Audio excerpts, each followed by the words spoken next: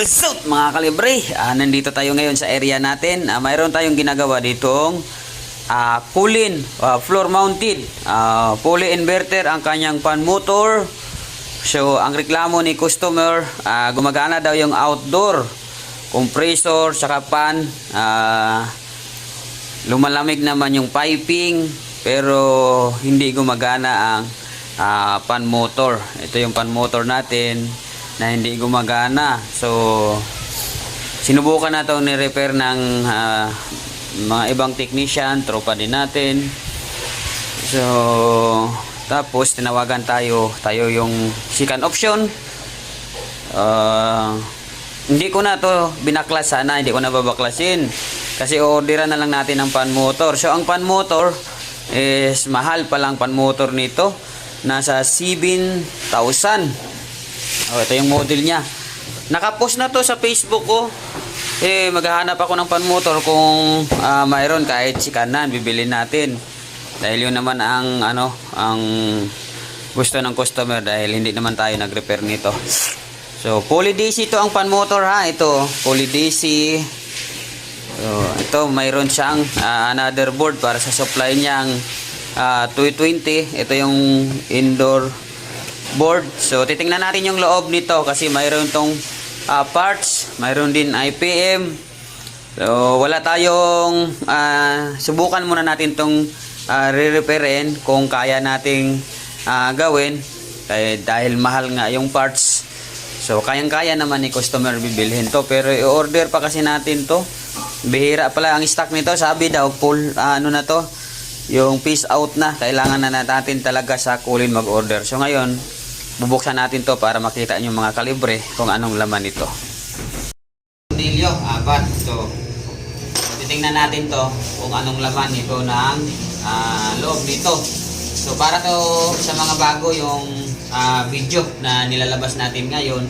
So sa mga marunong dyan, manood na lang kayo at pa-share na lang ng video natin para kung sino ang makaka-encounter nitong ganitong floor mounted na ganitong fan motor na Poly DC.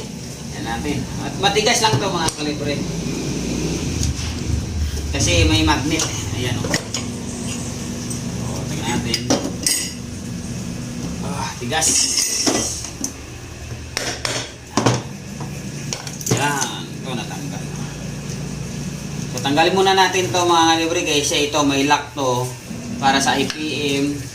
Ito mayroon din ito para sa control speed niya. Ayan. Ito yung laman ng fan motor natin. Mayroon pa siyang board dito para sa coil niya. So ganyan yung magnet. Isasara natin muna ito.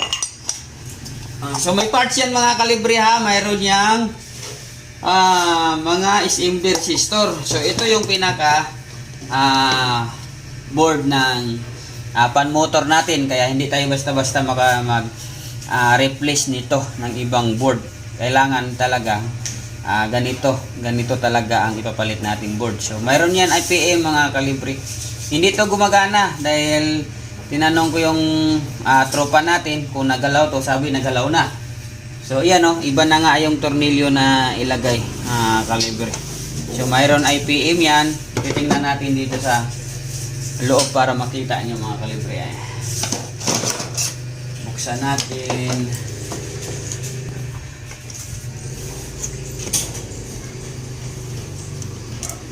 So ito kalibre, naano ko na to, na-check ko na to, na repair ko na rin, ipapakita ko na lang sa inyo mga kalibre. So nakalimutan kong i-video kaya ito ulitin natin, ipapakita ko na lang sa inyo mga kalibre kung ano yung pinaka problema nito. Pinapakita ko lang sa inyo yun. So ito dati na to. Yung nakita kong problema nito, tingnan nyo dito Buster. Ito dinayrikan niya ng wirings kasi sinubukan na talaga itong ni-repair. So yun nga, tinawagan tayo at tayo uli ang subukan paggawa nito. So marami na tong na-repair eh.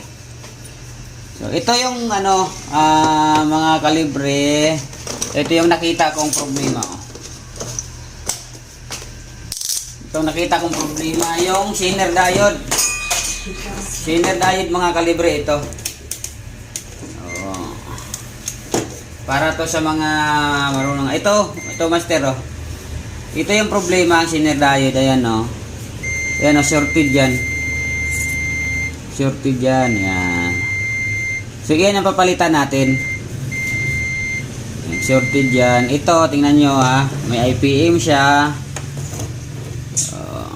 Mayroon siyang diode din. May dalawang kapasitor. Kasi mayroon niyang 220 na pumapasok. So mayroon din ditong wirings yan para sa control. Ito may OBW din yan sa windings natin. Ito yung speed control ng fan motor.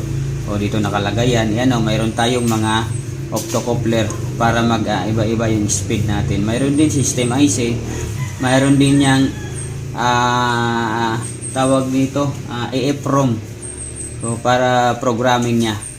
Yun, parang mainboard din siya ng mga ano natin, yung mga board, bagay board din ito. So yan mga kalibre, papalitan muna natin to ng diode, tapos ibabalik natin at iti-testing natin kung ito lang talaga ang problema, kasi hindi nakita ng unang nagsubok nito kung saan yung problema. Fluctuated ang kuryente nito, baba taas dahil dito nag-short. Itong yung diode na to, nakasupply to sa relay natin dito. Sa relay natin. Nung kinuhaan ko to ng 15 volts, bumabagsak. So, hinahanap natin yung shorted. So, ito yung nakita natin.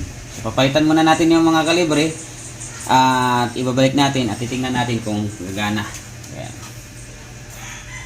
Okay. Mga kalibre, ito na yung diode na tinanggal natin. Tingnan natin to. Shorted to.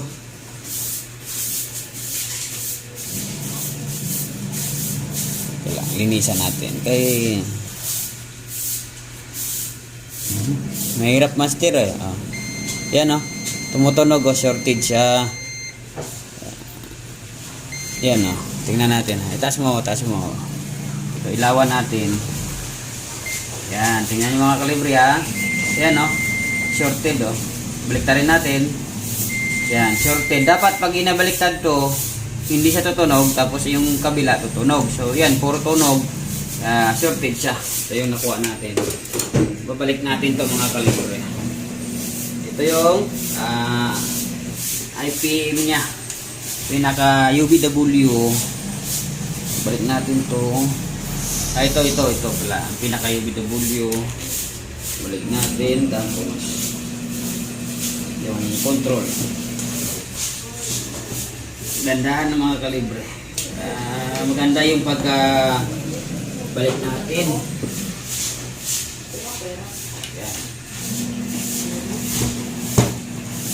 Yan, may guide na yan master. May guide yan para pagka hindi tayo yun. Para yung tornilyo mamaya ay balik na maayos yan. So, testing muna natin to. Yun, okay. Ito, dandahan lang ito magbalik kasi hihigopin to mga kalibre. Kasi nagmamagnet ito eh. Kunin mo natin. Dandahan lang to, nagmamagnet to eh. Una, di ba? Lakas. Tapos ito, cover. Ganun lang mga kalibre. So, tingnan natin.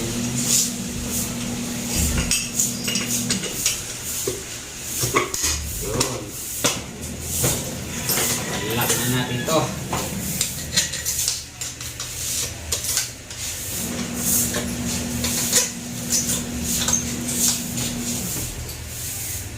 Testing natin kasi hindi siya pwede i-testing hindi ilalagay sa kasi hindi iikot ang fan motor.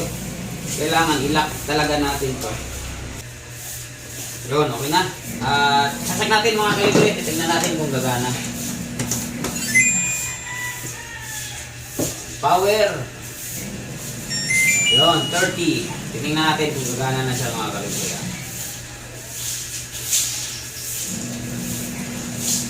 Antay lang tayo. Yan Gumana na mga kalibre Tingnan nyo. So yun. Gumagana na yan Senior diode lang ang problema nito mga kalibre. Kaya sa gusto magpagawa, so, gawa na. So, hindi na tayo magbibili ng fan motor na bago. Oh, yan oh. Hindi na tayo bibili ng bagong motor. Kaya naman pala siyang repairin. Kaya naman siyang gawin natin. So makakasave konti ang customer natin. Makakasave sila dahil hindi nila magbili nito. Nasa 9,000 pala to. 7 to 9,000 running ang presyo nito. Kaya ngayon ito okay na. Nakakasave na sila konti. Sir, pwede mo na itong kunin yung pinagawang board dito. Dito na lang mga kalibre. Sana may nakuha kayong kunting tips dito sa ating ginagawang board. Colin, floor mounted 3TR, fully DC ang pan motor, nag indoor pan motor ka. Ayos.